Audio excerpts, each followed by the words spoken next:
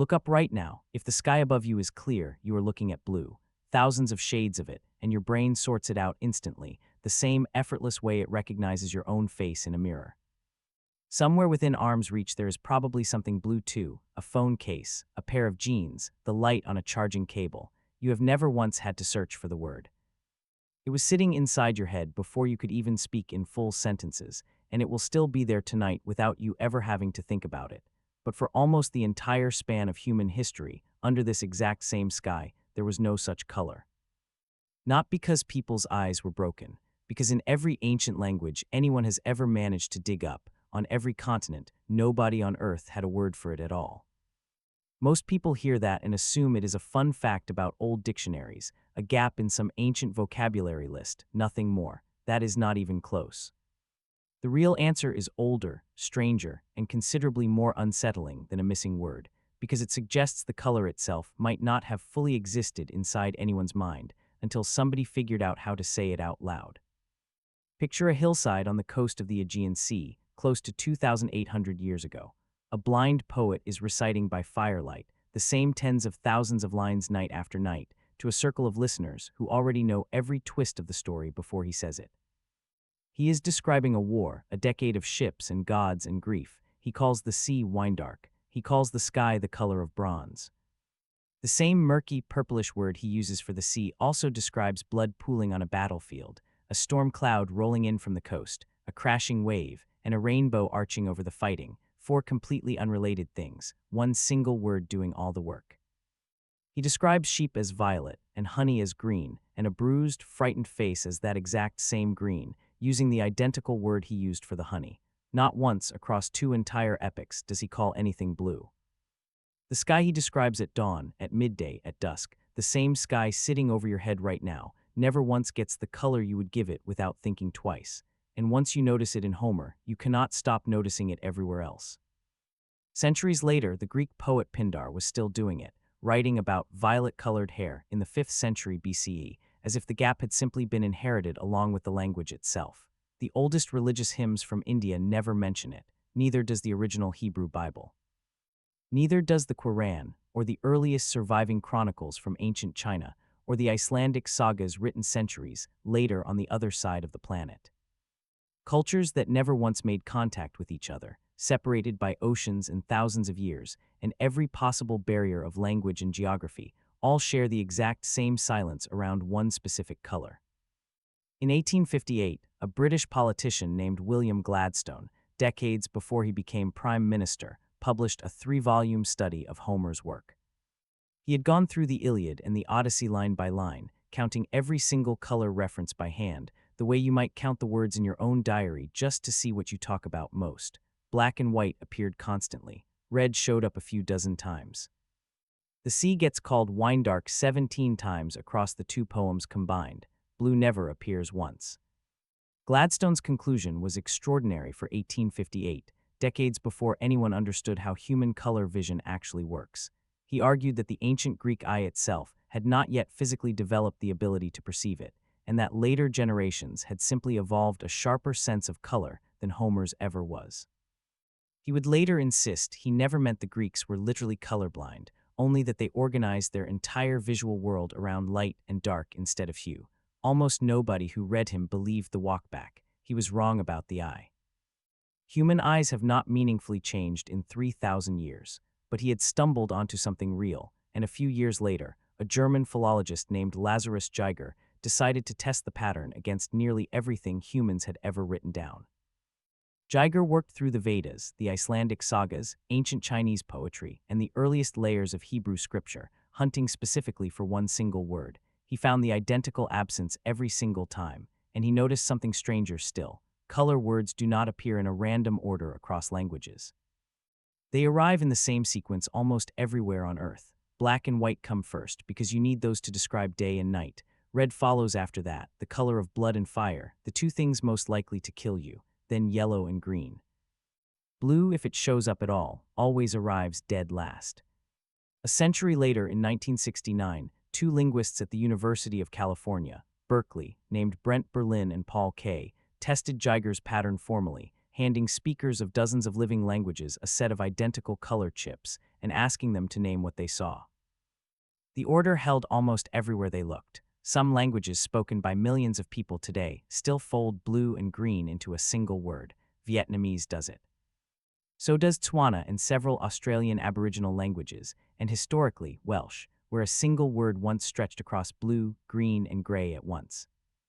Japanese did something close to the same thing well into the modern era. The traditional word, ao, covered both blue and green together, which is the actual reason Japan's traffic lights are still officially described as blue today, even though the light your eyes see is unmistakably green.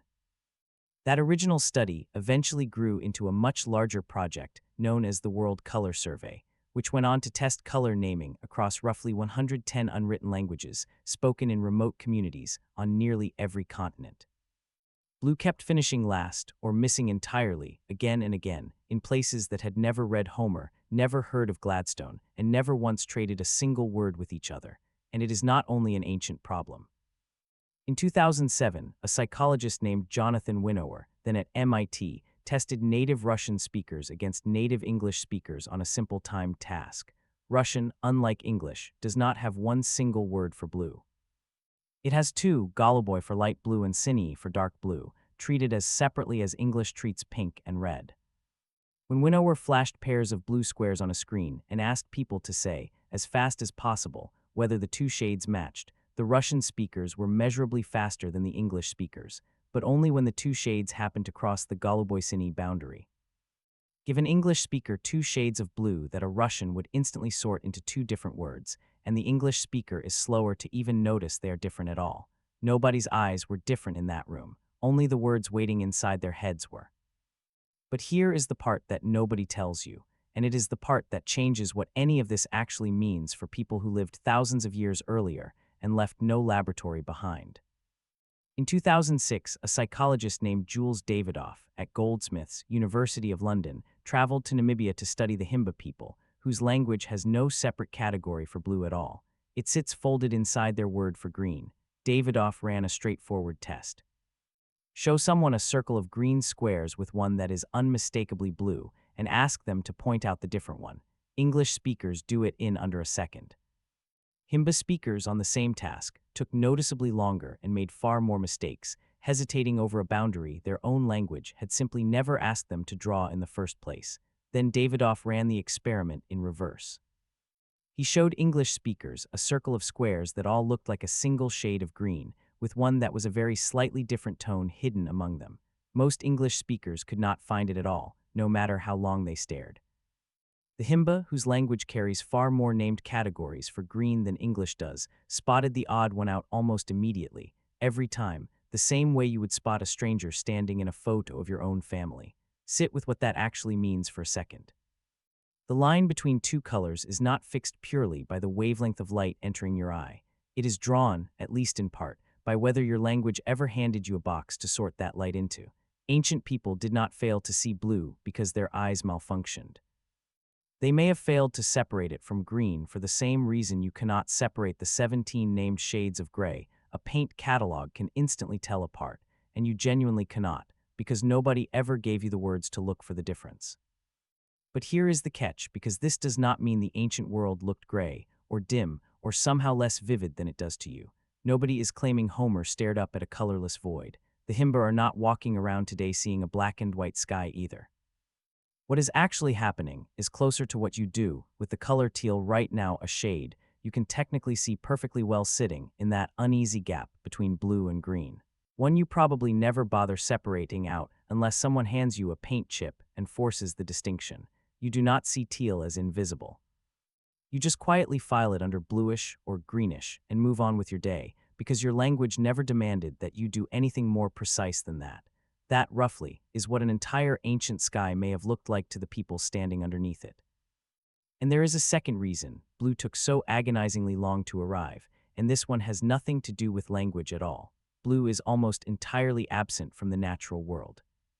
There is no blue food that occurs naturally in any meaningful quantity, not one you would find growing on a tree. There are almost no blue mammals anywhere on Earth. The blue you see in a butterfly's wing or a blue jay's feather is not even pigment. Crush either one between your fingers and the blue vanishes instantly into gray dust, because it was never a color that was actually sitting there. It was microscopic ridges, bending light so precisely that it only bounced back to your eye looking blue. Take away the exact angle, and the blue disappears with it. For most of human history, if you wanted to see the color blue, the only reliable place on the entire planet to find it was directly over your head, or occasionally at the bottom of very deep, very still water. The one rare mineral that did carry it, lapis lazuli, had to be mined in a single mountain range in what is now Afghanistan and carried thousands of miles by hand, camel, and ship to reach anyone who wanted it. Because it was so difficult to obtain, it became sacred long before it became fashionable. Egyptian gods were routinely painted with blue hair and blue skin, not because anyone imagined gods actually looked that way, but because blue was the rarest, most otherworldly color a human being could get their hands on, which made it the obvious color for divinity. Centuries later, Renaissance painters in Europe reserved genuine ultramarine, ground from that same imported stone, almost exclusively for the robes of the Virgin Mary, because a single ounce of the pigment could cost more than the gold sitting beside it on the palette. An entire color was, quite literally, worth more than treasure. Around 2500 BCE, Egyptian craftsmen finally solved the problem by brute force instead of waiting for the earth to provide it. They heated sand, lime, and copper together at extreme temperatures until they produced the world's first fully synthetic pigment. A color so rare in nature that an entire civilization had to build it from scratch inside a kiln generations before anyone could simply reach out and hold blue in their hand and call it their own. Here is where it comes back to you, tonight, standing in your own home. There are almost certainly colors around you right now that you are failing to register, in exactly the way the Himba failed to separate blue from green, and in exactly the way you would fail to separate their dozen named shades of it.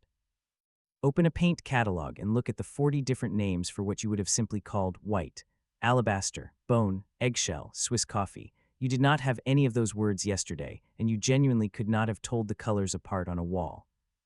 Now that you have the names sitting in your head, you can, instantly, the same effortless way an English speaker instantly spots blue among a circle of green. You already lived through a smaller version of this yourself, and you have no memory of it. Every child on Earth goes through a phase of pointing at a blue cup and calling it green or the other way round, not because their eyes are undeveloped, but because the boundary has to be taught to them word by word, argument by argument. Until one day it simply clicks into place and feels like it was always obvious. You do not remember learning where blue ends and green begins. You just remember knowing it, the same total, silent confidence Homer had about wine dark and bronze.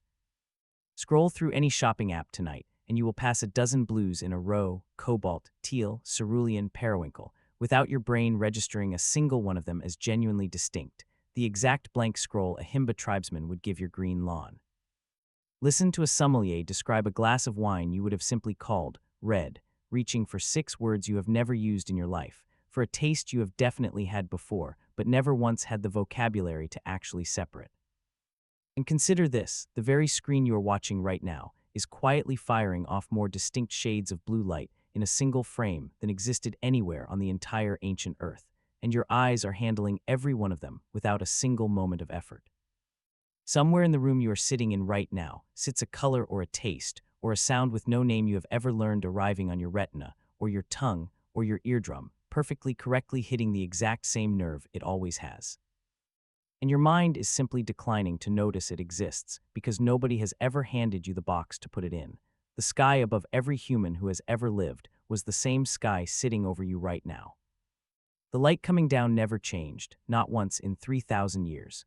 What changed, one culture and one word at a time, across thousands of years of people staring up at the exact same color, was the language slowly reaching up to meet it.